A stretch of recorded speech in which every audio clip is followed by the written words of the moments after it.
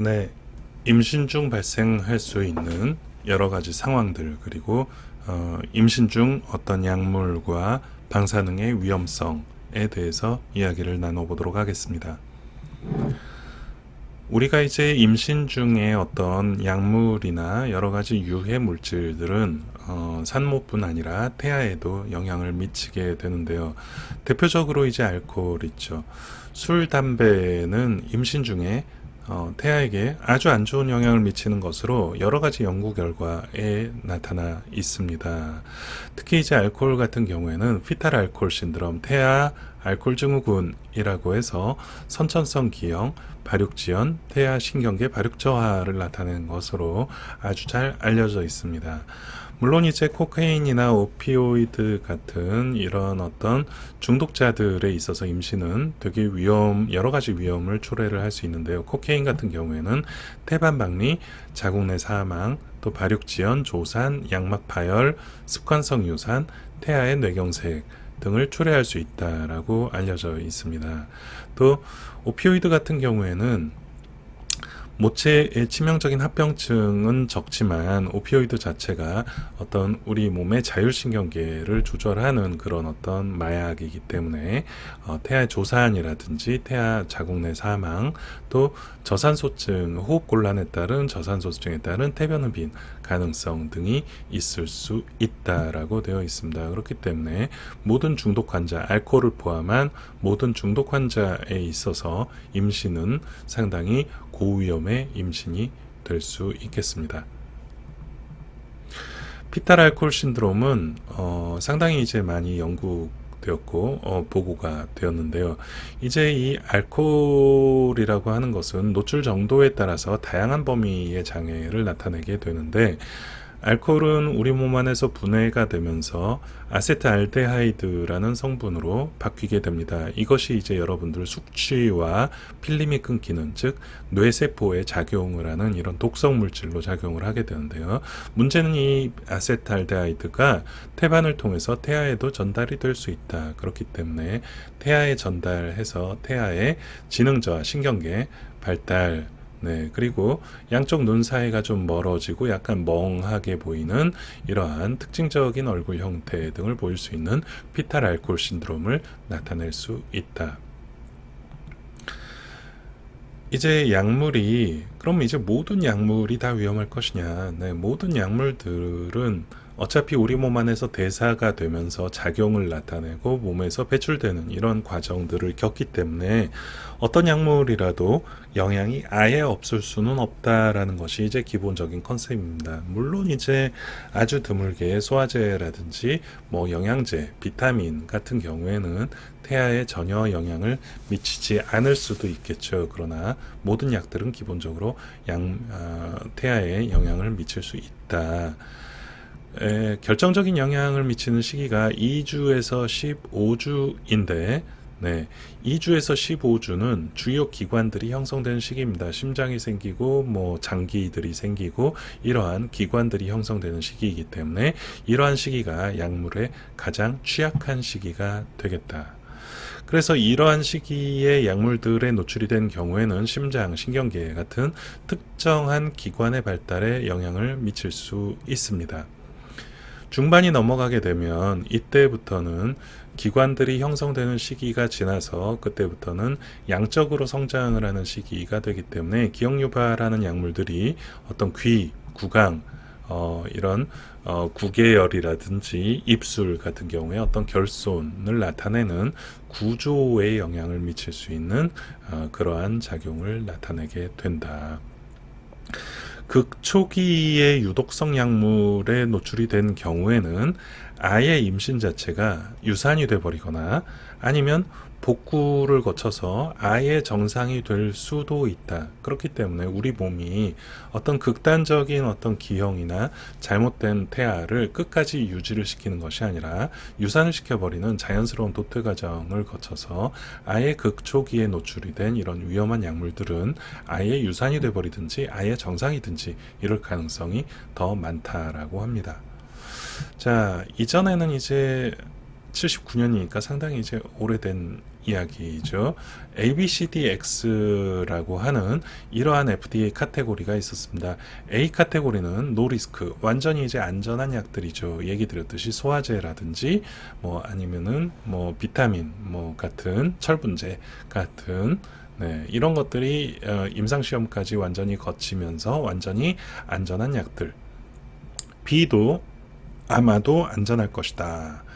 동물 실험에서 리스크가 없었고 사람 실험은 하지 못했고 뭐 이 정도의 개념입니다. 즉 A와 B는 안전한 약들이라고 한다면 이제 C부터는 좀 위험한 약들이 되겠죠. C는 주의해서 사용해라. 뭐 아직은 충분히 연구가 되지 않았기 때문에 뭐 이런 연구들이 임산부에 있어서 우리가 임상 실험을 마음대로 할 수가 없기 때문에 이런 연구들이 충분할 수는 없습니다. 그런 이제 카테고리가 C가 되겠고요. 주의해서 사용해라. D와 같은 경우에는 반드시 이제 써야 하는데 이 약이 위험성을 가지고 있어요. 위험성은 가지고 있지만 이걸 쓰지 않으면 사람이 죽어요. 이런 카테고리가 분명히 있을 수가 있습니다. 얼마 전에 이제 뉴스에 그런 거 나왔었죠. 항암제를 써야 되는데 산모가 항암제를 포기하고 다리를 절단했다. 뭐 이제 이런 뉴스 한번 나왔던 적 기억나는데 이제 이런 것들이 도저히 쓸 수 있는 다른 약들이 없는데 반드시 이 약을 쓰지 않으면 산모가 죽어요. 그런 경우에는 쓸 수밖에 없겠죠. 왜냐하면 산모가 죽으면 태아는 반드시 죽는 것이기 때문에 어쩔 수가 없겠습니다. X는 어떠한 경우에도 절대 쓸 수 없는 약들이 되겠습니다.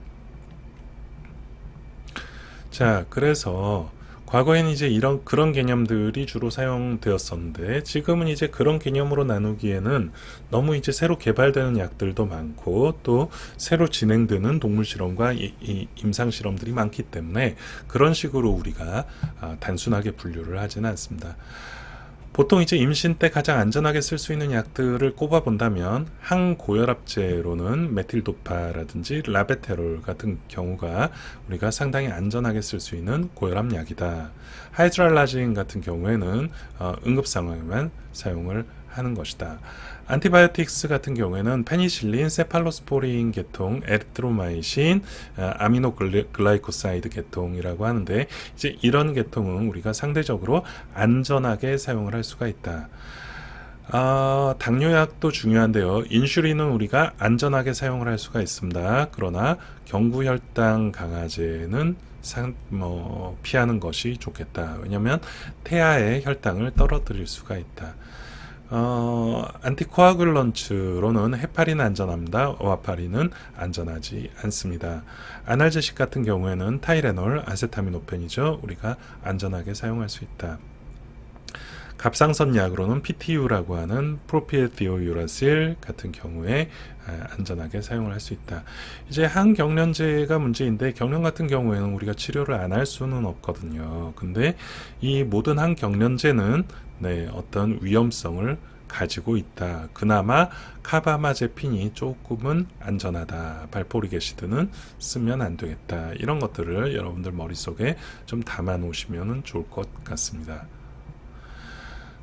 카테고리 D와 X 얘기 좀 전에 드렸는데요. 카테고리 D에 해당하는 약들이 테트라사이클린, 독시사이클린, 스트랩토마이신, 아미카신, 토브라마이신, 이게 이제 일반적인 감염증에서는 우리가 상당히 많이 사용을 하는 항생제들이 되겠는데 나름대로 위험성을 가지고 있다. 비탈 리스크를 가지고 있다.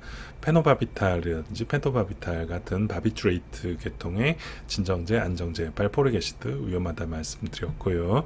벤조 여기 있네요. 다이아제판, 로라제판, 알프라졸람, 클로다이아제폭사이드, 우울증 약인 리튬 이런 약들 다 D에 해당하게 되겠습니다.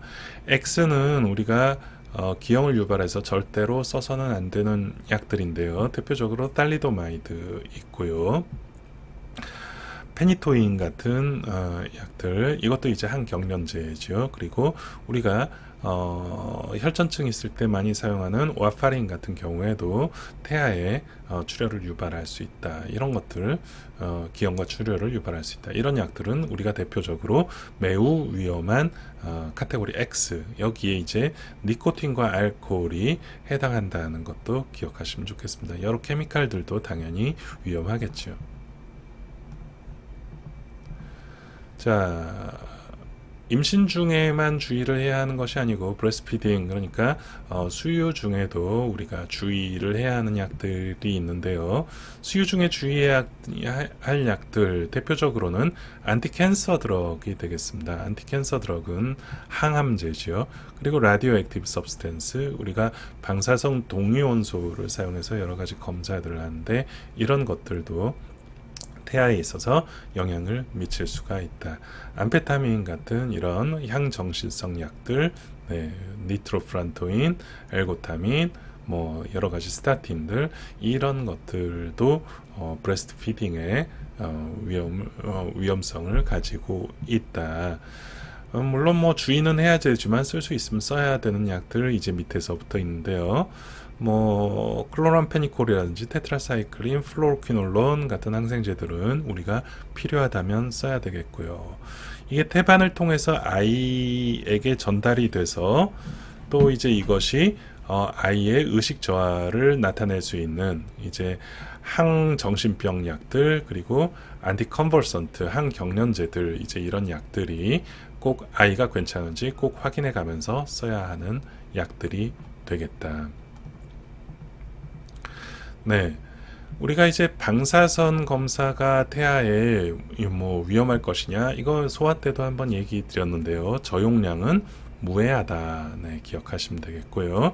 그럼 이제 어디서부터 위험할 것이냐? 우리가 10라드 이하에서는 아마도 괜찮을 것이다 라고 생각을 하고 있는 것이죠. 10라드가 넘어가게 되면 그때부터는 이제 유산이라든지 여러 가지 기형의 가능성이 분명히 존재를 한다. 그러면 10라드가 넘어가려면 복부 CT 한 두세 번, 아니면 일반적인 엑스레이로는 한 20장 이상 찍게 되면 10라드 정도가 되는 것으로 알고 있으시면 되겠습니다. 그렇다면 그냥 단순히 한두 장 정도 사진을 찍는 정도는 크게 무해하지 않을 것이다 라고 우리가 기대할 수가 있는 것이죠. 네. 일단은 태아와 관련한 약물, 그리고 일반적인 의료 상황들에 대해서 이야기를 드렸고요.